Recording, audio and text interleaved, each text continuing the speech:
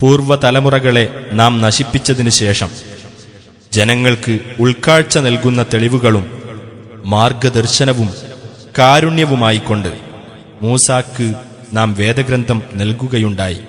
അവർ ചിന്തിച്ച് ഗ്രഹിച്ചേക്കാമല്ലോ. നബിയെ, മൂസാക്ക് നാം കൽപ്പന ഏൽപ്പിച്ചു കൊടുത്ത സമയത്ത് ആ പടിഞ്ഞാറേ മലയുടെ പാർശ്വത്തിൽ നീ ഉണ്ടായിരുന്നില്ല. ആ സംഭവത്തിന് സാക്ഷ്യം വഹിച്ചവരുടെ കൂട്ടത്തിൽ നീ ഉണ്ടായിരുന്നതുമില്ല. പക്ഷേ നാം പിന്നീട് പല തലമുറകളെയും വളർത്തിയെടുത്തു. അങ്ങനെ അവരിലൂടെ യുഗങ്ങൾ ദീർഘിച്ചു. മദിയൻകാർക്ക് നമ്മുടെ ദൃഷ്ടാന്തങ്ങൾ ഓതിക്കേൾപ്പിച്ചു കൊടുത്തുകൊണ്ട് നീ അവർക്കിടയിൽ താമസിച്ചിരുന്നില്ല.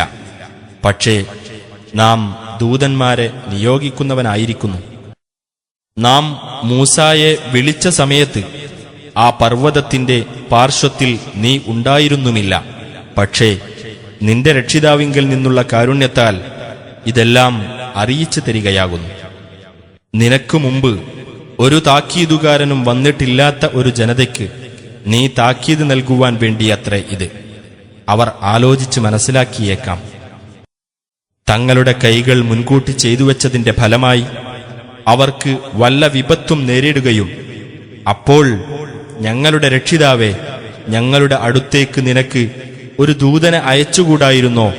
എങ്കിൽ ഞങ്ങൾ നിന്റെ തെളിവുകൾ പിന്തുടരുകയും ഞങ്ങൾ സത്യവിശ്വാസികളുടെ കൂട്ടത്തിലാവുകയും ചെയ്തേനെ എന്ന് അവർ പറയുകയും ചെയ്യില്ലായിരുന്നുവെങ്കിൽ നാം നിന്നെ ദൂതനായി അയക്കുമായിരുന്നില്ല.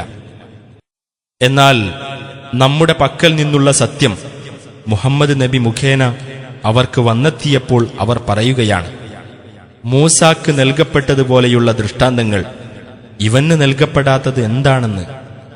എന്നാൽ മുമ്പ് മൂസാക്ക് നൽകപ്പെട്ടതിൽ അവർ അവിശ്വസിക്കുകയുണ്ടായില്ലേ? അവർ പറഞ്ഞു, പരസ്പരം പിന്തുണ നൽകിയ രണ്ടു ജാലവിദ്യകളാണിവ. ഞങ്ങൾ ഇതൊക്കെ അവിശ്വസിക്കുന്നവരാണ് എന്നും അവർ പറഞ്ഞു. നബിയെ പറയുക, എന്നാൽ അവ രണ്ടിനേക്കാളും നേർവഴി കാണിക്കുന്നതായ ഒരു ഗ്രന്ഥം അള്ളാഹുവിന്റെ പക്കൽ നിന്ന് നിങ്ങൾ കൊണ്ടുവരൂ, ഞാനത് പിൻപറ്റിക്കൊള്ളാം, നിങ്ങൾ സത്യവാൻമാരാണെങ്കിൽ. ഇനി നിനക്ക് അവർ ഉത്തരം നൽകിയില്ലെങ്കിൽ തങ്ങളുടെ തന്നിഷ്ടങ്ങളെ മാത്രമാണ് അവർ പിന്തുടരുന്നത് എന്ന് നീ അറിഞ്ഞേക്കുക.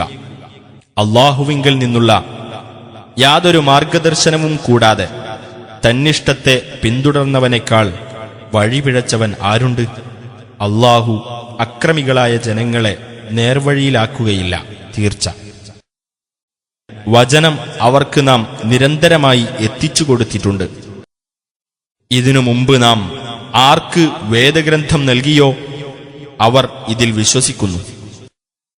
ഇതവർക്ക് ഓതിക്കേൾപ്പിക്കപ്പെടുമ്പോൾ അവർ പറയും, ഞങ്ങൾ ഇതിൽ വിശ്വസിച്ചിരിക്കുന്നു. തീർച്ചയായും ഇത് ഞങ്ങളുടെ രക്ഷിതാവിങ്കൽ നിന്നുള്ള സത്യമാകുന്നു. ഇതിനു മുമ്പ് തന്നെ തീർച്ചയായും ഞങ്ങൾ കീഴ്പ്പെടുന്നവരായിരിക്കുന്നു. അത്തരക്കാർക്ക് അവർ ക്ഷമിച്ചതിന്റെ ഫലമായി അവരുടെ പ്രതിഫലം 2 മടങ്ങായി നൽകപ്പെടുന്നതാണ്. അവർ നന്മ കൊണ്ട് തിന്മയെ തടുക്കുകയും നാം അവർക്ക് നൽകിയിട്ടുള്ളതിൽ നിന്ന് ചെലവഴിക്കുകയും ചെയ്യും.